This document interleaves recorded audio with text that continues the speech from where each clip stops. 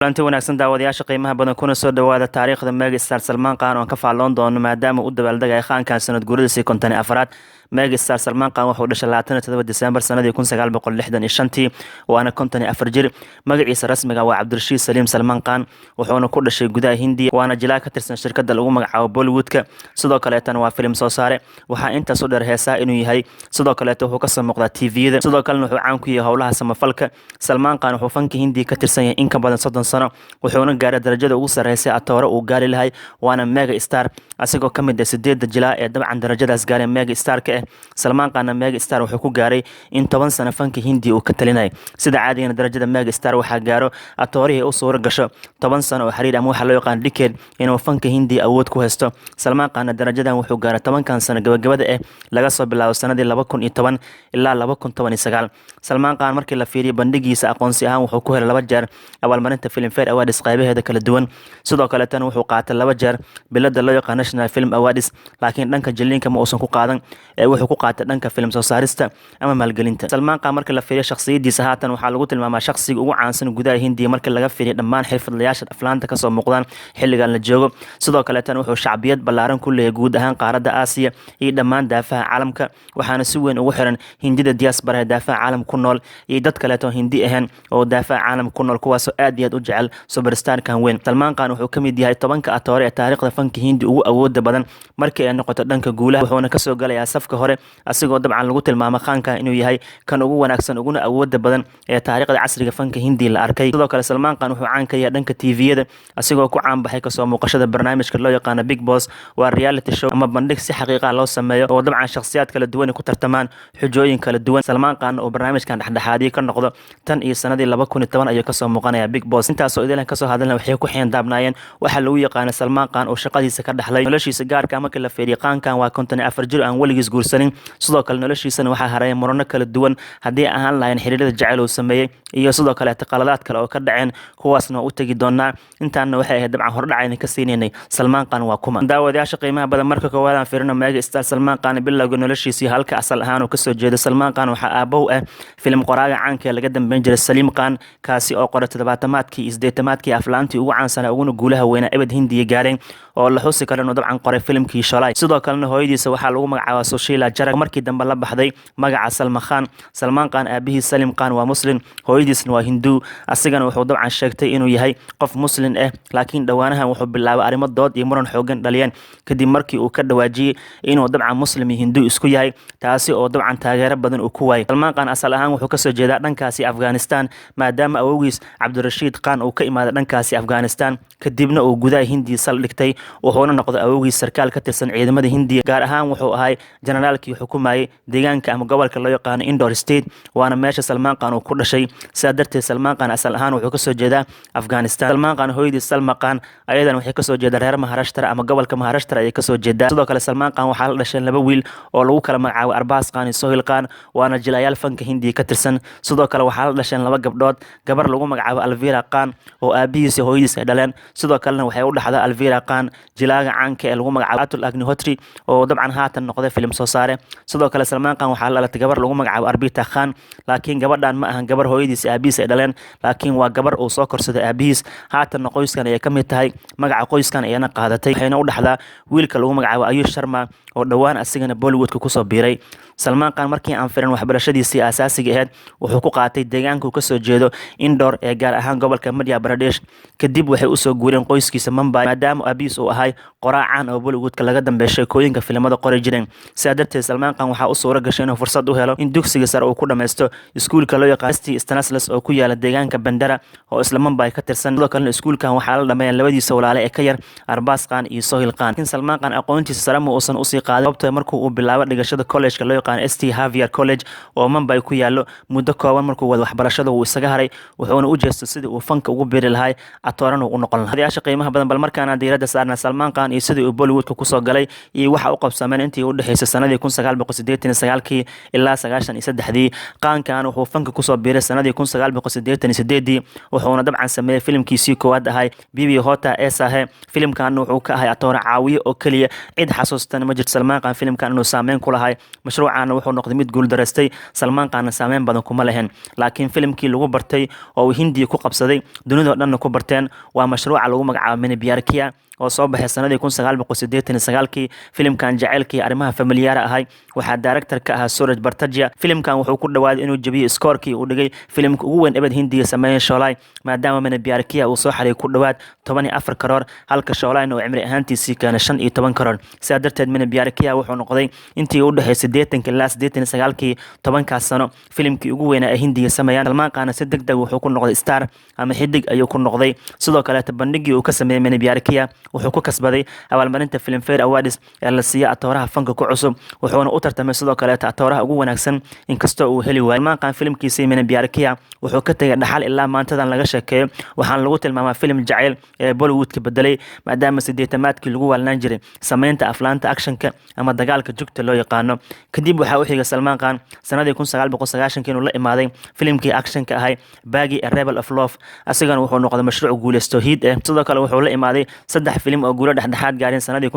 1991 waxayna kala ahaayeen Batarka Ball Sanam Biwafa iyo Kurban laakiin 91 wuxuu la imaaday filim kale oo aan la hilmaami karin waana mashruucii jaceylka saddex geesoodka ah Sajan oo uu la sameeyay Sanjay Dutt iyo sidoo kale Madhuri Dixit filimka Sajan wuxuu noqday blockbuster weyn iyo filimkii dabcan lacagaha ugu badan soo xareeyay 91 Salman Khan filimkan si weyn ayaa lagu amaanay inkastoo dabcan dhanka hogaamintii saameynta Sanjay Dutt iyo Madhuri Dixit ay ka lahaayeen maadaama fanka ay kaga soo horeeyeen Salman Khan wuxuu noqday xidig saldhigtay oo dabcan aqoonsi weyn ku helay Maine Pyar Kiya sidoo kalena fanka si weyn ugu sii saldhigtay markii uu Sajan sameeyay waxa xusud mudan sanadii 1992 Salman Khan inuu tagay halkii ugu hooseysay maadaama inta badan aflaanta xilligaas uu la imaaday gabi ahaantooda ka fashilmeen wuxuuna noqday struggling actor ama atoor la daalacay sidii uu guulo ku gaari lahaa bal markaan aan fiirino Salman Khan markii uu soo rogaal celiyay 94 ilaa 95 maxaa u qabsoomeen sanadii 1994 Salman Khan wuxuu ku bilowday filimkii Andas Abna Abna oo dabcan uu la sameeyay Amir Khan filimkan Rajkumar Santoshi director ka ahay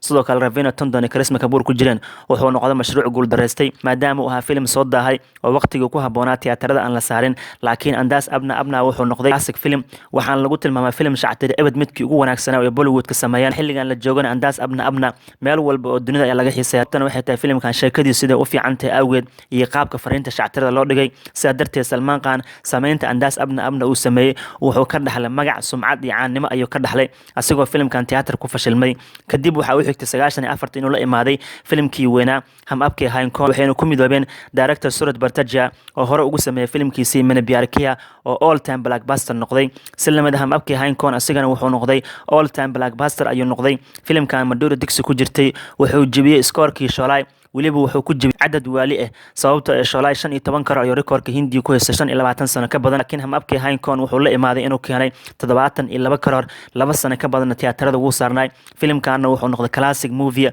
waxaan lagu tilmaamaa 25 sano ugu dambeysay fanka Hindiya aflaanta sameeyeen midka ugu weyn sidoo kale tan taariikh ahaan wuxuu ka mid yahay shanta filim ebed Hindiya ugu weyn ee sameeyeen filimka Hum Aapke Hain Kaun ee jacayl nolosha familiyaarka ahay waxaa lagu qaatay 3 bilood Filmfare Awards atirashada ugu wanaagsan filimka ugu wanaagsan iyo directorka ugu wanaagsan laakiin nasiib darro Salman Khan kuma uusan qaadan atooraha ugu wanaagsan waxa uu xigtay sanadii 1995 Salman Khan uu la imaaday filimkii blockbuster-ka weyn noqday Karan Arjun oo uu la sameeyay Shah Rukh Khan mashruucan waxa director-ka ahaa Rakesh Roshan wuxuu noqday blockbuster weyn Salman Khan wuxuu u tartamay abaalmarinta atooraha ugu wanaagsan Filmfare Awards bixiso laakiin ma uusan ku guuleysanin Salman Khan oo si weyn Bollywood ku saldhigtay sanadii 1996 wuxuu la imaaday filimkii Jeet ee actionkii jaceylku isku jira oo la sameeyay sanad doole Karisma Kapoor filimkan wuxuu noqday super hit weyn Salman Khan kaalintiisii atoora caawiye oo ka qaatay filimkan wuxuu ku muteystay aqoonsi weyn iyo sidoo kale doorkiisa weyn in lagu amaanay inkastoo sanad doole filimkan hogaamiye ka ahay sidoo kale Salman Khan sanadii 1996 wuxuu la imaaday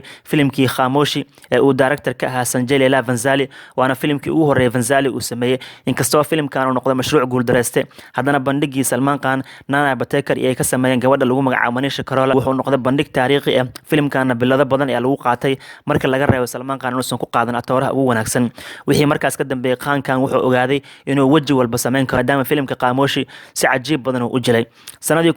1997 waxaa la dhahaa waa sanad u qaas ah oo Salmaan Khan star powerkiisa ama awoodiisa box office uu banaanka soo dhigay wuxuuna ku soo dhigay filimkii Judwa ee uu ku matal labada waji ama labada door ee mataanaha ahaa filimkan shactirada action isku jiray ee David Dowan director ka ahay wuxuu noqday super hit weyn Salmaan Khan wuxuu ku helay star power aan caadi ahayn sababtoo waa filimkii ugu horeeyay ee uu kaligiis hogaamiye ka yahay oo Hindi wacdara ka dhigay markii dib loogu laabtay aflaantii uu sameeyay Maine Pyar Kiya oo kale Suraj Bartaji ayaa dabcan director ka ahay markii la fiiriyay Sajan Sanjay Dutt iyo Madhuri Dixit ayaa kaga awood badnaayeen hababkii Hanko markii la fiiriyo saddex awooda midowda ayay ahayd sababtoo Madhuri Dixit iyo Suraj Bartaji ayaa ku weheliyeen Karan Arjun markii la fiiriyo Shah Rukh Khan ayaa ku weheliyay awoodiisa muuqatay iyo Rakesh Roshan oo filimka sameeyay sidoo kale Jeet markii la fiiriyo oo super hit weyn u noqday Sunny Deol ayaa ku jira oo filimkaas kaga awood badnaay marka filimka Judwa waxay ku tilmaamtay shabakada box office India filimkii Salmaan Khan oo ku yeeshay star power ama awood dhameystiran oo dabcan superstar nimadiisa uu ku muujiyay inuu aflaan gadi karo sidoo kale sanadii 1997 wuxuu la imaaday filimkii Awzar ee walaalkiis Sohail Khan director ka ahay Sanjay Kapoor oo la sameeyay inkastoo filimka marka hore bilaabasho wanaagsan uu la imaaday haddana markii dambe wuxuu noqday mashruuc guul dareystay oo flop sidoo kale daawadayaasha qiimaha badan sanadii 1998 waa sanad u qaasay Salmaan Khan markii la fiiriyay aflaanta uu la imaaday badankooda guulo lixaad inay gaareen wuxuu ku bilowday filimkii jacaylka ah Pyar Kiya to Darna Kiya oo uu la sameeyay Kajal iyo walaalkiis Arbaz Khan Dramandar filimkan wuxuu noqday super hit weyn wuxuuna kamid ahaa aflaanta lacagaha ugu badan sanadkaas soo xareeyeen si lamida wuxuu la imaaday filimkii Bandan ee dabcan uu la sameeyay Jackie Sharif iyo Ramba filimkan wuxuu noqday hit dhameystiran ayuu noqday waxaa intaas u dheer filimkii Jab Pyar Kisi hota hai ee Twinkle kana la sameeyay asagana uu noqday mashruuc guuleystay sidoo kale filimkii Kuch Kuch hota hai ee Shah Rukh Khan Kajal hogaamiyalka ahayn Karan Joharna ka ah director wuxuu ku yeeshay door atoor caawiye ah filimkan all time blockbuster ka noqday wuxuu ku mutaystay inuu ku qaato biladiisa labaad Filmfare Awards waxaan lagu siiyay atoor caawiyaha ugu wanaagsan Salmaan Khan guulihiisa 98 waxa u xigeen guulo ka sii waaweyn ee uu la imaaday sanadii 1999 kadib markii filimkiisii Hamsa Saas Hayn blockbuster weyn uu noqday waana filimkii lacagaha ugu badan sanadkaas soo xareey filimkan familiar ah waxa uu sameeyay Suraj Bartaji oo hore ugu sameeyay filmadii classic ahay Maine Pyar Kiya iyo Hababkii Hanko waxa uu xigay Salmaan Khan sidoo kale 99 inuu la imaaday filimkii jacaylka saddex geesoodka ahay Hamdulka Jilkee Sanam ee uu la sameeyay Ashwarya Rai Bachchan iyo Ajay Devgan mashruucan hit weyn ayuu noqday sidoo kale Khan wuxuu la imaaday filimkii Biwi number 1 oo asagana super hit weyn noqday wuxuuna barbareeyay Salmaan Khan score uu dhigay Amitabh Bachchan sanadii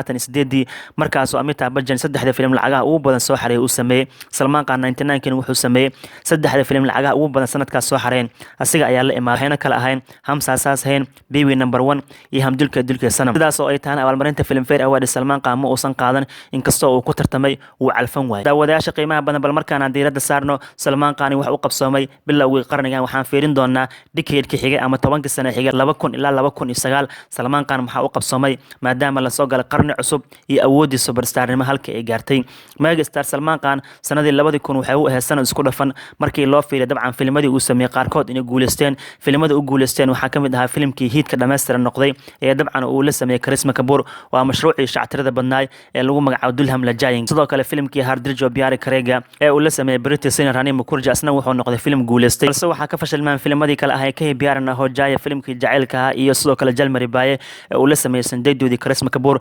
labadaas filim ayaa ka fashilmeen Salmaan Khan sanadii 2001 hal filim oo kaliya ayuu la imaaday filimka caanka ee lagu magacaabo Chori Chori Chupke Chupke filimkan la sameeyay British Singer Rani Mukerji asna wuxuu noqday mashruuc guuleystay oo samihid ah sanadii 2002 markii aan fiirno Mega Star Salmaan Khan wuxuu la imaaday saddex filim laakiin laba filim hogaamiye ka ah gabi ahaantooda ka fashilmeen labadan filimna waxay kala ahaayeen Tumko Nabol Gaya filimkii lagu soo caan bixiyay gabadha Dia Mirza Silama Susmitaasina ay kula jirtay iyo mashruucii shactirada badnaa Yahay Jalwa oo uu la sameeyay Amisha Battle labadan filim daadka ayaa qaaday balse waxa uu badbaaday filimkii Hamtum Hare Hensanam ee uu atoor caawiye ka ahaa halka Shah Rukh Khan Madhuri Dixit hogaamiyalka ahayn mashruucan wuxuu noqday mid guuleysto average ah laakiin sanadii 2003 ayuu Salmaan Khan soo rogaal celiyay kadib markii uu la imaaday filimka Trenam waxaan lagu tilmaamay mid kamid ah aflaantiisa ugu wanaagsan ebad uu sameeyay bandhig ahaan waxaa laga hadlaa in terms of performance jiliinka shaashada uu ku soo muujiyay Trenam waxaa la jashay gabadha lagu magacaabo Mika Jawle dawla filimkan wuxuu noqday mashruuc guuleystay oo semi hit ah Salman Khan wuxuu mudnaa in lagu siiyo abaalmarinta atooraha Filmfare Awards inkastoo uu calfan waayay bandhigii cajiibka badnaa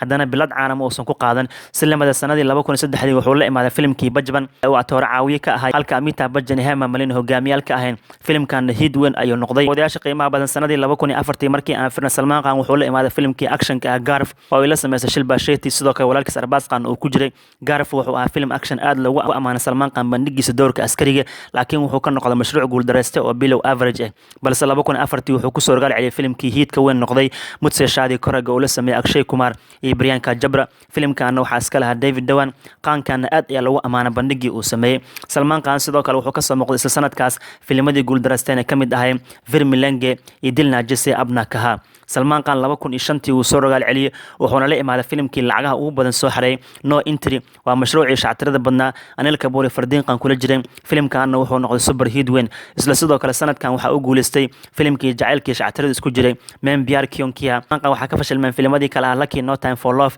iyo Kyun Ki ayaa ka fashilmeen kan sana waxa lagu tilmaamay Salman Khan waa 10 sano fanka ugu liito uu soo maray maadaama guulihiisa aysan joogto ahayn mana ku sii jirto sanadii 2006 maadaama aflaan fashilmeen oo la imaaday sida Jan Iman Babul halka 2007 dabcan uu ka sii fashilmay filimkii weynaa Salaam Ishqi Salman Khan oo aad iyo aad u jahwareersan wuxuu ku soo rogaal celiyay filimkii Partner ee jacaylkii shactirada isku jiray Govind iyo Lara Dutty Katrina Kaif la sameeyeen waxaana filimkan uu agaasimay saaxiibkiis David Dhawan mashruucan super hit weyn ayuu noqday Salman Khan neefta ayaa ka foqday laakiin mar kale ayuu hoobtay kadib markii uu sameeyay aflaan wada burbureen filimadaasna waxaa kamid ah Mari Gold Sawariya Got to See Great Hotahe iyo Yuvraj Salman Khan waxa la dhahay wuxuu kala garan waayay filim tayo wanaagsan iyo filim liito sidoo kale tan wuxuu noqday khaankan mid magaciisa ku ciyaaray iyo shacbiyada uu leeyahay ugu dambeyntii daawadayaasha qiimaha badan Salman Khan wuxuu ku soo rogaal celiyay filimkii action ku xarakeeyay Wanted ee Bravo Deva uu sameeyay filimkan wuxuu noqday hit weyn oo aflaanta ka faaloodaan iyo taageerayaashiisana waxay u aqoonsadeen actionka inuu ku wanaagsan yahay oo uu dabcan uu la wareegay hogaanka action hero